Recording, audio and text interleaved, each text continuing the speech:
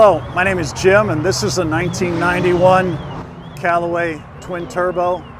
It's the 500 series car, and it is actually number 501. And as you can see, it has the aero body addition to the lower part of the car. The color is very special. It's called a Periwinkle Purple. It's a PPG special color throughout the car. The most important part of this car happens to be the twin turbo engine, which has got the 100 horsepower edition, the Wonder Bar, and this is unique. It's got the similar to the intake manifold from the Sledgehammer, which puts it approximately 525 horsepower and about 700 foot-pounds of torque. When this car was created back in the early 90s, actually the engine itself was more expensive than the car and surrounding it. And it was about a $100,000 car in the 90s. We'll catch that again because the engine, a $100,000 car in 91? 91, yeah. Yes, yep, because this was actually over $40,000. The car itself was about $37,000. Then when you add the aero body and the paint, that adds the rest of the amount on.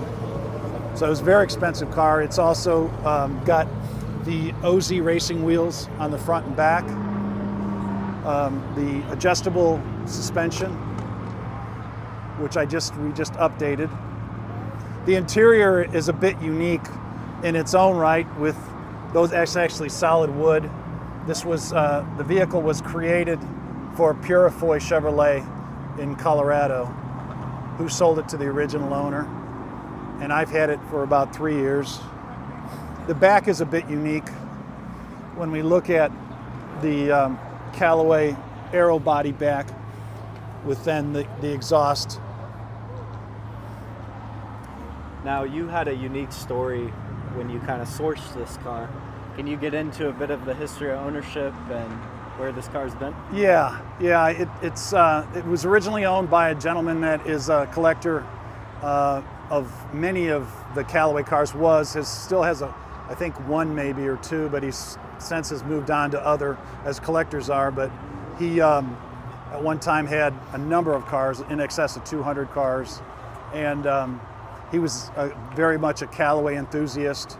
And when I purchased it, it was kind of interesting. The founder of Callaway Cars, Reeves Callaway, contacted me and said, "Hey Jim, I heard you bought the Periwinkle Purple car, and I want to tell you, we want to check those wastegates to see if they're operational."